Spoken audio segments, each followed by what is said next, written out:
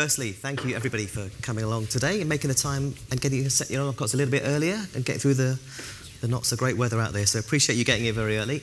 My name's Hitesh. I'm the Regional VP for EMEA for Samba TV. For those of you who don't know Samba, we're a data and analytics business. We basically capture viewing data from smart TVs, millions of them around the world, and we use that data to develop capabilities for brands and broadcasters around cross-screen targeting, measurement and attribution. We have a great panel here lined up, so you'll be pleased you came along early. Before we do that, just to kind of set the scene a little bit, I'm going to run through a few slides, so just give you some background really. So hopefully we all agree that advertising works. If you don't, I guess you must just be here for the free breakfast, right? There's been lots and lots of studies to demonstrate that. Obviously, you know, the whole session's around that. But you know, as kind of media becomes much more complicated, much more complex, how does it work in a cross-platform world? I think more than ever before, people are connected 24/7. They're connected to media, you know, day or night, home, out on the move, etc. And they're bombarded with commercial messages. From a marketer's point of view, this creates a puzzle, right? It's, you know, what drove results, what drove business outcomes, what makes things work. I think it's fair to say in the last few years, some of the larger tech platforms, and I won't reference them, have benefited from, you know, kind of sort of last touch attribution, last click attribution, probably to some extent unfairly. And yet TV continues to be really strong, right? You know, spend continues to grow. We've seen, if those of you who were here yesterday, big brands continuing to reinvest more and more money into television. So, you know, it's not just the digital, it's TV, there's lots of other platforms. I guess the real answer is that, you know, multiple platforms deliver results. This is just highlights from a study. There was a US attribution and analytics business called Analytic Partners, carried out a pretty big study, 3,000 plus campaigns across 5 years, just looking at how ROI was delivered across platforms. And not surprisingly, the more platforms you use, the better the ROI. Obviously, you've got diminishing returns after some point, but you know, the vast majority of campaigns used 2, 3, 4 platforms. Within that, they also looked at kind of which platforms delivered the best results, and TV plus digital drove significantly higher ROI than any other combinations. I think not really surprising. When you think about these two media, they dominate media usage across the day. These are UK stats, but TV, despite all the doom and gloom over the last few years, continues to deliver nearly 3.5 hours of viewing on average every day. Digital grows from strength to strength. The big news in digital is the growth in mobile, which is now more than 60% of time spent online. So, you know, not surprisingly, they're delivering great results. I guess the TV, or the challenge for TV really, is that the behavior around viewing and consuming and discovering content has changed. So tech has enabled people to find content in different ways, view it whenever they want to, you know, time shifting, on demand, the growth in SVOD services. From a marketer's perspective, that's a challenge. TV is a big driver of their business outcomes, yet, you know, they don't know exactly how, or there are some complexities around how it's being consumed that perhaps weren't the case a few years ago. TV is basically misunderstood. It's the least understood of the media, really. You know, considering how big it is, we know probably the least about it. If you compare that to digital, where the granularity of data available is huge, right? There's so much you can learn about digital. TV, much more challenging. An example of that is on this slide here. So at Barb, when they're measuring content, measuring commercials, have a pot they call unmatched. This is basically activity on the TV that they don't know what's happening, right? It's not registered on their kind of set-top box devices. Anecdotally, this is going to be SVOD, it's going to be kind of gaming, it's going to be watching YouTube on the television, but this is stuff that, frankly, we're not determined by Barb at the moment. If you look at how it breaks out, for individuals, and all individuals, it's 17%. If you go to the younger audiences, it's 35%. So that's a big chunk of activity which currently isn't understood. I guess the point is I'm not trying to diss the measurement businesses here. I guess I think they do a great job, but they could probably benefit, and the industry of TV could benefit from just getting more incremental data sources to try and plug some of these gaps in knowledge and data. And we'll be discussing this on the panel for sure. The other kind of phenomenon is around multi-screening. So for those of you who saw the IAB Real Living study, which was published last year, they looked at kind of what people were doing whilst watching television. And not really surprisingly, you know, a big chunk of people were multi-screening using a mobile device or a laptop or a tablet. 70% of all adults. This rose to nearly 90% for younger audiences. So there's a battle for attention going on within the living room, as well as kind of the fragmentation on the screen. And from Samba's perspective, I mean, there's two things of fragmentation. One is around fragmentation of TV viewing, and the other element is fragmentation of people's attention whilst watching television. Our view is that data and analytics can help brands and agencies navigate this area. And to that end, we've built a platform that helps, we hope, do that. I'll touch on this very briefly. This is not a sales pitch, but just to give you an idea of what we're doing. So we've built a platform which is kind of two areas. One's around audiences, so understanding TV viewing, TV audiences, and being able to deliver cross-screen advertising to them across other platforms. And there's analytics, which is basically looking at how TV plus digital can drive business outcomes.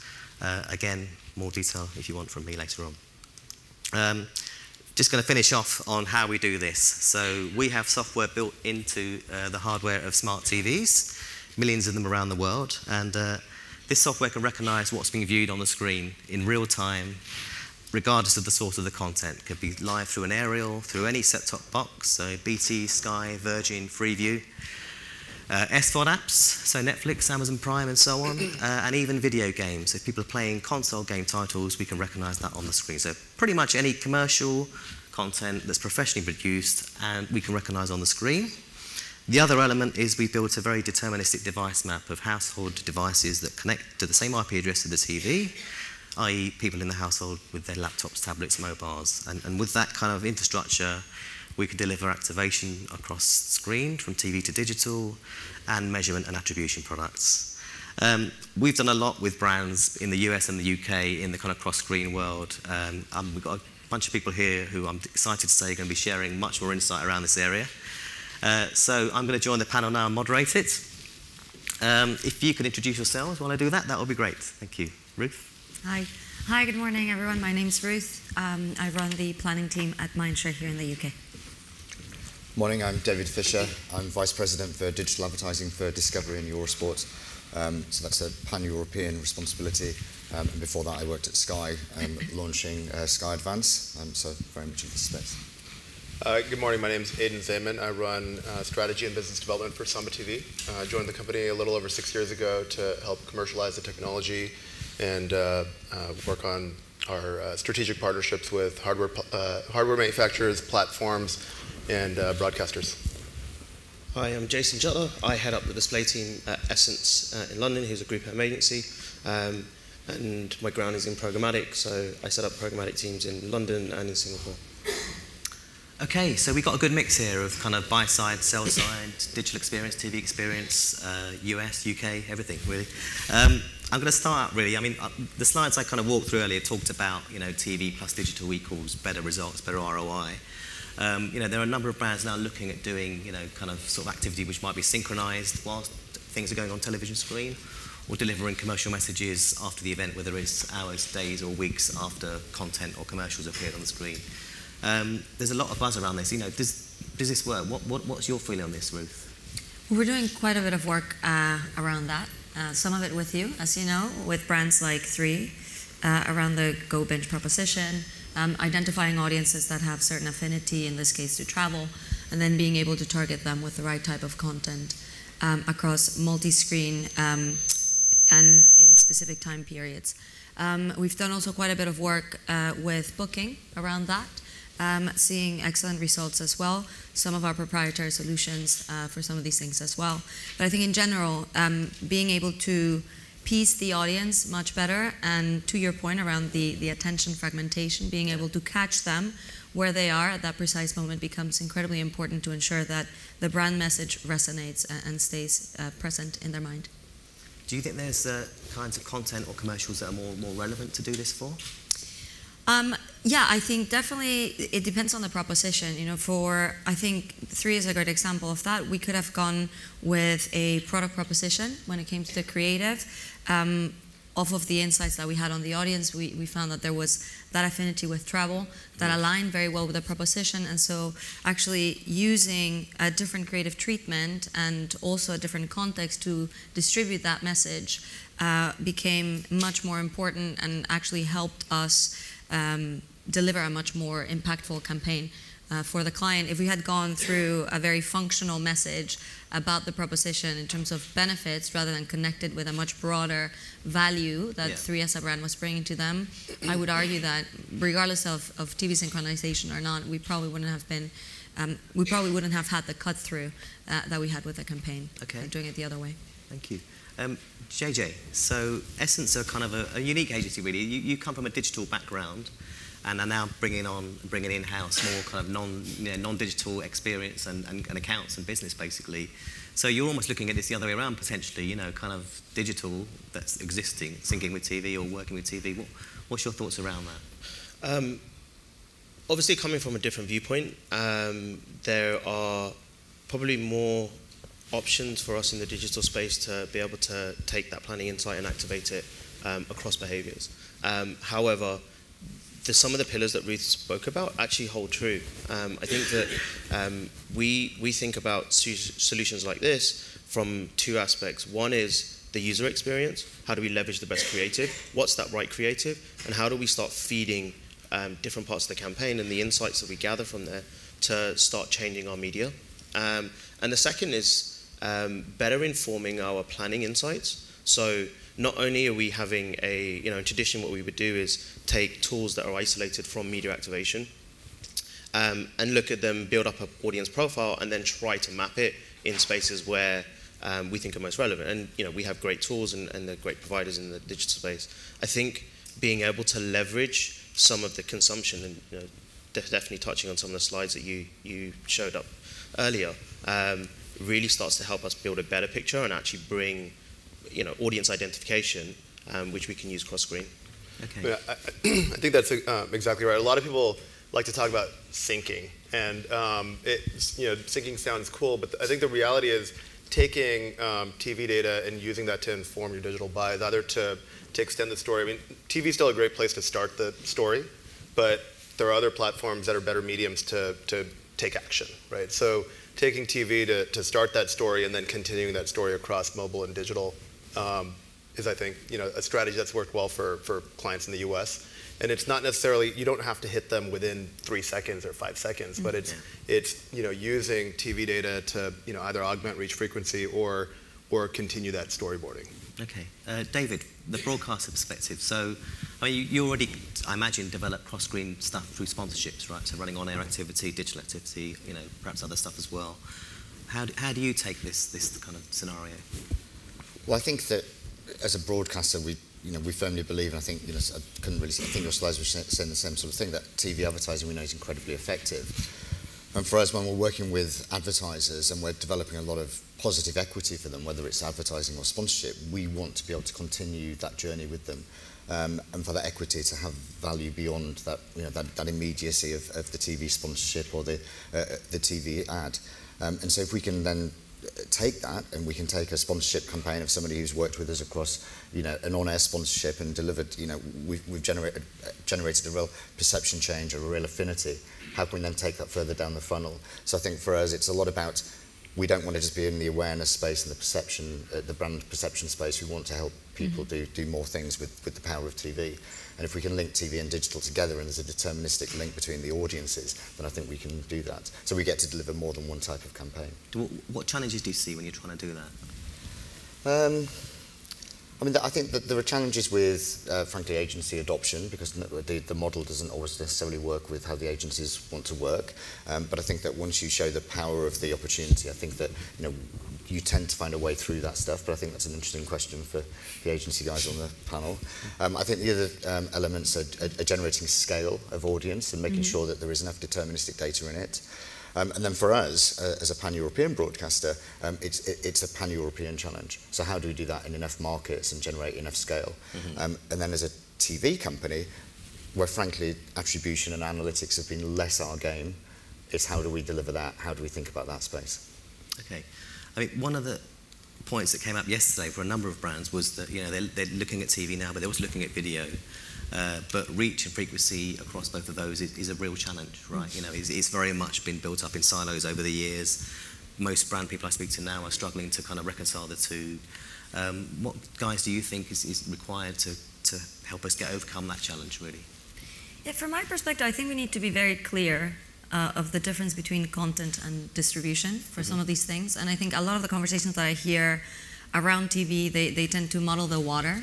So they're confusing a content proposition, so the programming, the context that we would be taking into account from a planning perspective with the means of distribution of that content. And I think, you know, from our perspective as part of Group M and some of the research that we have done, you need to split those two, because from a distribution perspective, there are changing habits in terms of how people are consuming that content, right? Yeah.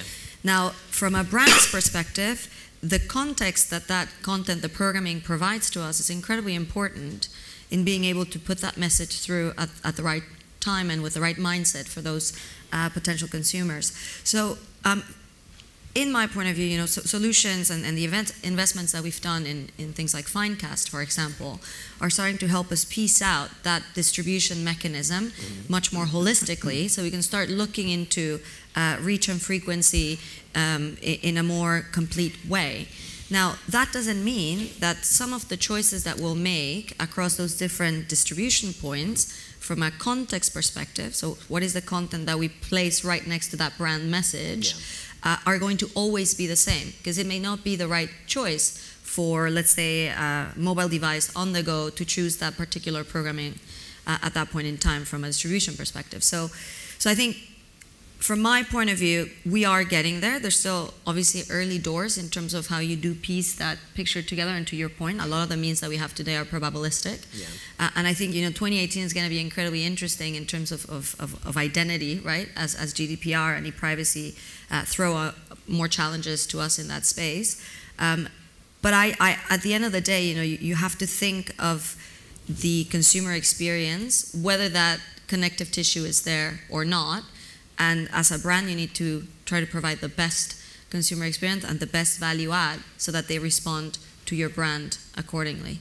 And I think we've almost been too obsessed with the connective tissue and forgotten about that consumer experience, particularly, you know, within the programmatic space. So I think, for me, this is a great opportunity for us to rethink how we package things a little bit better to make it a better value for the end. I think the data is there now, isn't it, to do reach extension. So if you can find audiences that have not been exposed, you can deliver some, you know, supposed reach extension. But if you're thinking about just individual broadcasters, that challenge between TV and digital reach and deduplication is really thorny, and especially when you're trying to deliver it across multiple markets. Yeah. You know, we've seen how long Dovetail's taken in the UK. So I think Ruth's point is exactly right. You know, you're probably using video with a much lower ad load. You should be thinking about it for a different reason than a, you know, big, heavy TV ratings campaign. I mean, with Discovery and with Eurosport, you have, you know, things like Eurosport Player, and you have obviously the Eurosport channel. I mean, that's going to be a big deal come the Olympics. Yeah. How are you going to manage that? You've got these two huge platforms, and you don't necessarily know whether it's the same people, whether it's different people. Yeah, I mean, at heart, we just don't, and I think we accept that. I think, but we're on a journey to change that. So, Pyeongchang Olympics in February, we'll be broadcasting an untold amount of content for that, but we'll be treating the platforms pretty distinctly. Come Tokyo in 2 years' time, I would much prefer that we were delivering TV ad campaigns and sponsorship campaigns where we could deliver a combined audience, and that if one was underperforming, we could deliver in the other. And I think we'll have a view of how to do that in certain markets for 2 years' time. But anyone who says they're there now isn't. Fair enough. I'm glad you said Pyeongchang, by the way, because Aden, I mean, you know, in the US, this is another challenge that's been coming up with broadcasters. You know, have we had any sort of interactions around that area? Yeah, I mean, you know, a lot of the broadcasters are seeing their ratings by kind of traditional definitions declining over the last few years. Most recently, you know, ESPN was an example where they, you know, by Nielsen's definition, their ratings have been declining the last couple of years. But the reality was that, you know, they're not getting credit for this massive amount of consumption that's happening on other devices. And I think that's just a shortfall of the kind of more traditional panel-based measurement solutions. And it's one of the reasons that Disney invested in Samba to put our SDK into all of ESPN's mobile, tablet apps, as well as on their sites, to get a kind of a more holistic understanding of what is this kind of true reach and frequency, and what does content consumption look like? What are the overlaps in consumption between the different platforms? And then in the long run, how do you optimize that for better performance? Okay.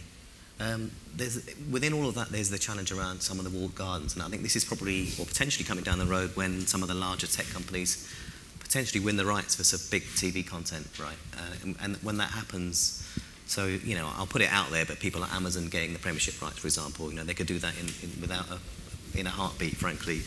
If that were to happen, or something similar, what impact do you think that would have for the industry?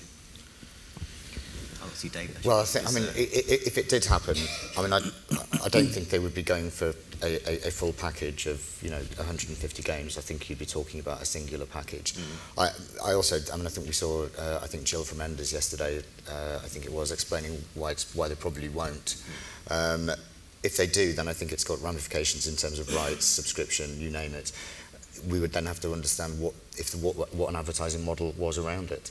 So, if they did put an advertising model around it, I think the same challenges apply to us there that go around their other, any other advertising model. So they've put ads around stuff in the States, haven't they? And the attribution links very clearly to their retail source, and that's a challenge. I think that we have to see that as healthy competition. I don't think we should just be thinking, life's over, TV's dead. I think we have to look at that and say, how do we replicate that? How do we take whatever of that is best in breed and deliver that for ourselves? We know that if they did do that, their biggest challenge would be creating a genuine broadcast proposition that people wanted to watch. If we won it, not that we're bidding for it, by the way, then we would be able to turn that around fairly overnight, because it's what we do. We couldn't turn the retail analytics point overnight, but they could. So I think we all have different strengths. I think you're already, you're seeing it in the US where Twitter had NFL Thursdays a couple of years ago, and now Amazon has NFL Thursdays. And if you go to Amazon.com in the US on Thursday, they're playing the game right there on Amazon.com, right above the toilet paper or hangers that you want to buy. And I think unless broadcasters, the last yesterday, I heard a lot of kind of nervousness around FANG, which we call in the US, but here I guess GAFAN. There's a lot of nervousness around it, but unless broadcasters evolve and kind of embrace the same kind of technology that the GAFAN have, that I think it's going to end up becoming a reality. Right? But from a cross-screen perspective, surely it's a good thing, right? Amazon delivering it all via IP, so you can track reach frequency very easily. Jay, what do you think? I think you have to go back to the user experience, and if Amazon playing at the center of their homepage is the best place for that content to be, then fair enough, right, across devices. But I wouldn't, you've seen YouTube, the growth in YouTube watches happen on the big screen, right? That is their single biggest growth device over the last couple of years. I think people respect the device being the TV at home for quality content. And I think that you have to, no matter which way it's distributed, you have to go back and think of how does a user really want to absorb this? If they're on the go, is there some level of convenience? And I think from my point of view, broadcasters should keep doing what broadcasters are best at, right? Delivering high quality content and making sure that distribution channels are open enough. I think what will come, and you've seen BBC do this, you're seeing some of the other sort of broadcasters in the UK making you sign on so they can understand the consumption habit. Hopefully they're taking that information back and saying, well, actually we should make our VOD proposition on desktop devices much better. And then, at the same time, that helps them to drive an analytics piece. Now that still is in silos, but there are a number of interesting ways. We don't have to measure it in exactly the same way we do digital. We don't have to do it the same way that we do a wider campaign study. We can start thinking a little bit more creatively around what do I do holdouts, because that's actually a great start from effectiveness, right? How do I get a control audience that I can really start to measure the incremental effects of my advertising? And I think that's where some of these tools can help, but also where broadcasters need to educate themselves on what are the solutions that people want to implement, what are the questions that some of the advertisers are trying to answer, and then try and find that middle ground between what are we really good at and how can we get help along the way. I don't disagree with anything you've said, but I do think there's another element to it, which is from a trading perspective, right? Like, I think historically, and some of the examples that we've used today are actually quite interesting. These type of programming commanded a lot of attention at the same time. Yeah. And time shift viewing is actually changing that. And so when I think about it, from a brand perspective, right? Like, do I actually want to pay that much money for an event that now is being potentially not seen by that scale of people at that particular point in time? So there is a trading conversation that has to come into this as well, because most of the pricing around these type of rights is still based on a notion that people will sit in front of the telly and watch it at the same time as everyone else. And for brands to actually be forced or encouraged to pay a price when in reality that doesn't happen, it's challenging. So I do think, to your point around the models, right? I think some of the models are still relatively archaic and haven't yet aligned with how people's consumption habits are evolving. And that's a challenge, because when you have the likes of Amazon or Facebook or Google coming into the space and actually challenging, because they have deeper pockets, right? And making that content accessible to a brand in a much more cost-effective way, then you have to wonder, right, if there's anything that we're not doing quite right from a broadcaster perspective at a trading level as well. David, do you get that? I mean, obviously you have linear and you have on demand. Is there people kind of questioning the value of what you're commanding or trying to command for linear broadcasts? I don't think questioning it in the way that Ruth has just questioned it. If you're in trading conversations, then I don't think it's questioned. I think people understand the power of TV, and that's pretty much a given. I don't think that most broadcasters are entering an annual trading conversation selling TV. They're kind of saying where their share position is, and they're talking about product innovation. Power of TV is taken for granted. And I think you're seeing there is genuine innovation in the TV marketplace. Cross-platform and, technology like Samba, addressable with AdSmart. Everyone is ploughing money into direct-to-consumer offers and direct-to-consumer propositions. I think there's a lot of innovation there. I think the difference, and I think this is the challenge for TV, and I think this is kind of what you're alluding to, is the Googles, the Facebooks and the Amazons of this world are probably just that much better at linking it through to an end sale, which with advertising, ultimately we're trying to shift goods for people. And I think those guys have got that, they're far further down that journey than any broadcaster, frankly. And when I think about, I think Sky are very good at it in the UK because it's signed in and they can prove effectiveness of TV advertising by looking at what audiences have bought. And it's a pretty smart service, but it's a bit clunkier than anything you're going to get from a Google, frankly. Well, I mean, I think David's actually hit it on the spot, where Google and Facebook are doing a really good job in telling the story that they want to tell. So they're talking about last touch attribution. So you might have seen the ad 10 times across television and all these other mediums, but Google or Facebook gets the credit because they're telling you that story about last touch attribution, while TV hasn't been able to prove the business outcomes as easily. And that's one of the things that we're actually using our technology to do in the US is show that kind of path to conversion. And the reality is that TV actually performs really well, but they're not getting the credit that they deserve because Google and Facebook are telling a different story. Yeah, and I think we saw it in a lot of panels yesterday. Marketeers know the value of TV. They know what happens when they take their brands off TV. And so they know that TV is pretty front and central to major brand success. And the benefit of cross-platform and technology integration like you guys provide is that we can put TV into that mix, that multi-screen campaign includes TV. And that's something that the tech companies don't have. Clearly they want to get into that space, but they don't have it. And I think TV needs to get better at telling that story of the most important screen is the TV screen. So Ruth, I mean, on that point about ad effectiveness and so on, and kind of choosing between the different channels, what data would you find most useful now that isn't available? Well, I mean, I think it's not so much about data availability, it's quite the opposite. I think we're flooded by data, and it's actually very difficult to figure out what is valuable data and what isn't. And so I think a lot of the work that I do with the teams is actually approach it more from a less is more point of view, and really look at what the brief demands, right? Okay. And it's just, to give you a very simple example, like today, if we wanted to access data about location, about behaviors, about what they have purchased recently, the data is there. The problem is that data is sitting in all of these different places, and it doesn't allow me to create a joined up picture of an individual, right? And it's a very dangerous place because then you operate on stereotypes. And when you operate on stereotypes, then you start losing the granularity that we talk about, because you start grouping people and you start doing it based on quite a general bias towards what you think those people are going to do based on how much money they make and whether they, bought an expensive meal last week or not.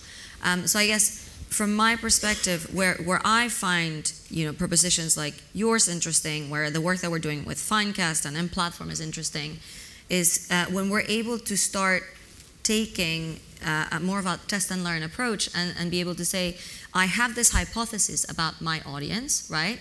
Now I have an opportunity to connect it to results, to be able to prove or disprove what we're actually thinking about that audience, and then adjust what I do thereafter, right? And I find it quite interesting in that we talk about optimization as if it is in the realm of digital, but from a TV perspective, our guys have been using the overnights to optimize placements for God knows how long. I mean, and so I just think it's a different way of approaching things. But at the end of the day, our job is to try to deliver the best return on the media investment that our clients have. Some data will help us support that, some won't. Mm-hmm. And I think we need to be incredibly ruthless about prioritizing which data is going to help answer that precise question for that one brief. And then take a blank slate, when a new brief comes on board, because every brief will be different. So, that's quite a change in the way agencies would work. How are you finding getting that across through the teams? There's huge appetite for that. At the end of the day, when you look at the talent that we have in agencies, they wake up every day because they're passionate about media. They wake up every day because they're passionate about brands, right? They come in because they genuinely want to have an impact on their clients. And I think for them, it is about the work at the end of the day and being proud of that work. And so if this is one way into getting that amazing campaign that will deliver for the client, they're up for it. Of course, it requires a different type of training and a different type of skill set, but that's my job, right, to help them get to that. Yeah. Jay, Essence are kind of, well, for me, pretty famous for the fact that they're running research on most campaigns whilst they're running. How often are you adjusting campaigns in flight? And when you start bringing in TV into the agency, will you be applying that kind of discipline to that media? So I guess we think about measurement in three different levels. We think about the campaign by campaign, what KPIs right, guiding the client through that journey, and then how do we measure success for each element, and what does that look like at campaign level. Then we look at sort of overall marketing goals, and then we have a long-term, what we call a learning agenda, which is what do you really want to get out, what's going to move the needle on your business. Then we keep laddering down, what moves the needle for that marketing objective, what moves the needle for that level of campaign, right? What are we trying to achieve? So we try and embed that all the way through our thinking when we think about measurement. It is not, can I justify this investment within TV, or can I justify this investment in banners or online video? Actually, what we're doing is saying, okay, what do the combination of these things do, and how do I prove it? And I think that the way that we will approach TV, I think it's a longer journey for some of the reasons that we've touched on, will be in that same fashion of how do we prove the value of TV Plus, or is it TV, is it the creative on TV, isolate the particular components that make up our media buy, and then start to work forward from that and take that, move it on, iterate it, evolve it, and keep moving. So, and I think, just to add to that, I think that it's really important that broadcasters are really interested in working with agencies to do that proof work and to work out what data we have that could help prove that. I think the challenges then are what data do we think fits behind walls and what can we release? Yeah. And I think that in many ways is the biggest challenge. And my personal interest is how do we bring some of those walls down to work in a much more open fashion with agencies to deliver those proof points. Some of that data is quite hard because it might be related to subscriber data, but I always think there's a way through it. But I think we have to work in partnership to deliver that. Otherwise, I think TV companies and agencies actually have a shared ambition to not let everything go to the duopoly. And so we have to work together to develop TV and to develop the proof point. So if you've got two agencies here, what what one thing would you want from them? I think genuinely it's that. So it's that when we do campaigns, that we think about proof points from the very beginning, that if we think about optimization as we go along, how would we manage that? TV is very good at what it does, right? TV delivers huge campaigns, big money against good audiences and delivers good effectiveness. But when you start moving it into other platforms, then I think questions start getting asked about why is it there? Is it generating reach? Is it generating any extra effect? How does it connect with my other marketing? What can I deduplicate that video reach with other video campaigns that I'm doing? And I think TV companies have been fairly reticent to get into that space because I think they're nervous about reach. Where is that going to say that I don't have incremental reach, or does my video work less hard than online video? And I don't think we should be scared of that. I think we should be working together to do that work together. I think you should be proud of your content because of the proliferation of video. I'm going to say in video across all sites, apps, and the likes. A lot of it's crap and shouldn't be there, and definitely shouldn't have ads on it. Right? It's too short. So I think just nailing that down. It may not be the absolute number of audiences which you can't compete with. It may not be some of the measurement pieces, but I think it's what you do best. Like continue pushing the content and work with partnerships with the agencies and brands to really hammer that home. For me, it's turning that trading conversation into a partnerships conversation. Right? It's not about rates. It's not about hammering down or trying to push up because you've suddenly got a massive bill on your hands for taking broadcasting rights for something. It's connecting the rates with those big questions that you want to answer with your agency partners. Okay, I'm going to take a pause for asking you guys questions here. So we've got a good mix in the audience of agencies, broadcasters, some other tech companies. Any points, any questions people want to raise and discuss with the panel here? Come on, John. I think it's been alluded to, certainly was at one of the events before this one, that data companies set off box really compete with the data that the ATV operators have. The ATV operators just got themselves to the point where they have return path data, which is very useful to marketers.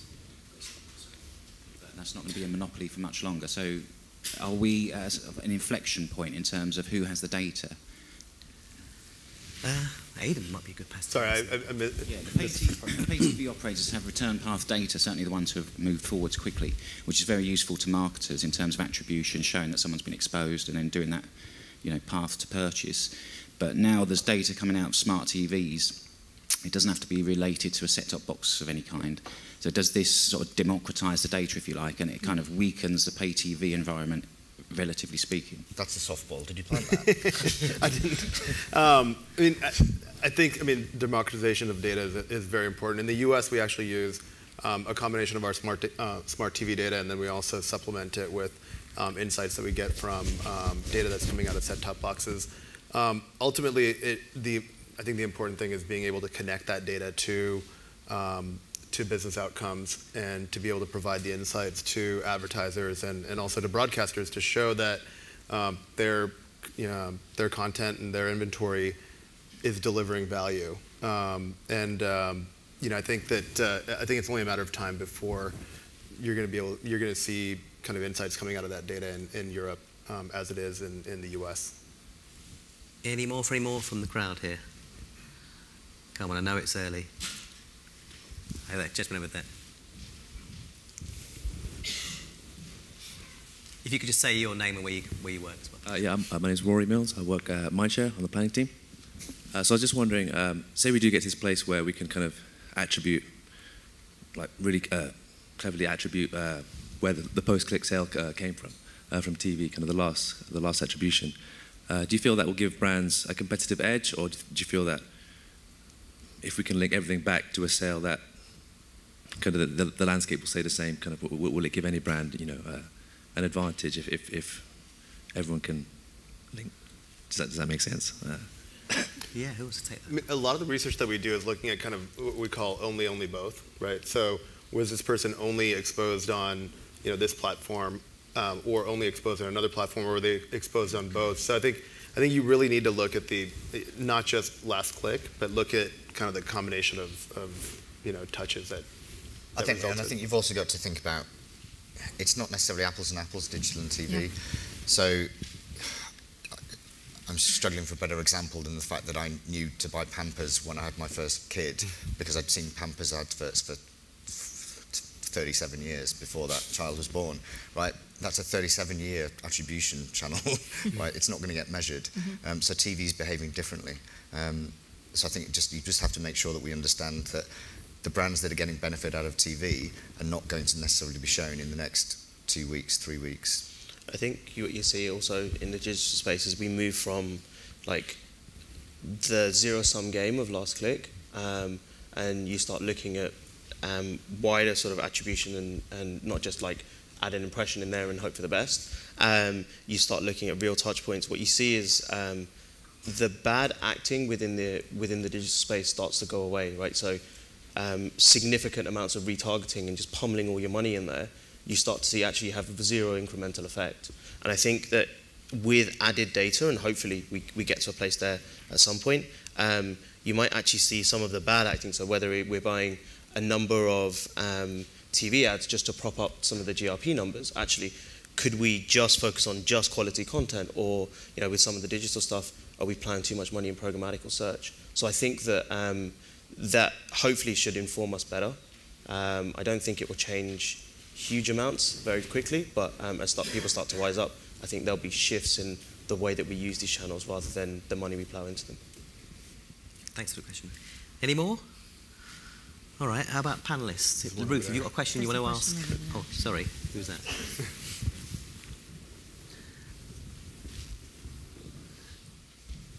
Again, if you just say your name and where you're working from. I'm Davide from Mediaset Group. It's a question for Ruth and Jason mainly. Yesterday we were talking about common measurement between TV and digital especially. I was wondering, when you run a campaign for a client of yours and you show at the end the result of the campaign, how do you justify the success of the TV compared to digital, apart the usual measurement that TV and digital have, but how do you say to your client, TV work better than digital or digital perform better? So there is a kind of way you already measure the campaign together and you go to the client and say to them, you know, we think this media perform better than the other. That's them. Yeah. Well, let me just put it out, it's not perfect, right? Because of exactly the point that David just made. It's like apples to oranges in many cases. I think we're starting to see, the notion of bar plus, you know, starting to permeate and think about a much more holistic way of measuring activity across video distribution touch points. But at the end of the day, I think today it's rather, you have to understand the interrelationship of the different mediums, right? So we have, in our case, proprietary tools that allow us to understand, you know, when a spot is on TV, what is the uplift that we see, for example, in search? Can we actually attribute that to that spot having aired at a particular time, etc.? Most of it is based on modeling, because there isn't that seamless thread cutting across everything. And in that we are, you know, by the sheer fact that we are using models, we're taking some leaps of faith. But, you know, to be fair, I think our clients, most of the clients that are asking those tough questions, they understand that the ecosystem isn't perfectly stitched up together to be able to say, you know, A over here cost Z over there. So I think it's about a collaboration with the client, helping them understand how we're going to measure that campaign, whether that makes sense for them as well, and then adapt as we learn more. I don't know if we'll ever get to that perfect measurement across everything, because that would imply that we have solved identity as an issue, right? The fact that you can identify a pair of eyeballs seeing an ad on TV in their home and then actually going to potentially a shop, you know, 3 months down the line, and we don't have that type of tracking today. Do we want that type of tracking as a consumer from a privacy perspective? I don't know. Fair point. Right, we've got just about 3 minutes left, so I just want to wrap up with kind of each of you guys answering this simple question. Jason, starting with you first. If there was one piece of data that would make your working life a whole lot easier, what would it be? it would be true reach across devices. If I could really understand how a person, not a cookie, not a device, not a household, not the rest of it, then we start to answer the fundamental questions of brand advertising in particular. How many people did I reach, and how many times did I reach them, and is my message good enough ultimately? I think that for me, I mean, unless you're in China where they might get a citizen ID, I don't think that's ever going to happen anywhere. So yeah, I think, but some level of interpreting reach would be much better than where we are now. Going down the line, Aden? I mean, I think right now we're doing a great job on kind of household level data. One piece of data that would make my life easier is probably who's in front of that television, and that's something that our data science team is spending a lot of time working on, using a combination of heuristics and other data signals to try to get a better understanding of which individual is in front of the television. Without activating the camera on the TV. There's some issues around that. Somebody tried that. David? I mean, the guys have hit it. It's that. I'll add another layer of complication, which is I would like it to be, let's go for global. Okay, fair enough. Ruth? Identity. You're going to hear me talk about identity a lot because I think there's a huge misunderstanding in what is currently possible from a technical perspective. And I'm not even going beyond digital, right? We haven't even answered that for digital in terms of what a person actually means in our space. So for me, anything that can help towards building that identity is incredibly key.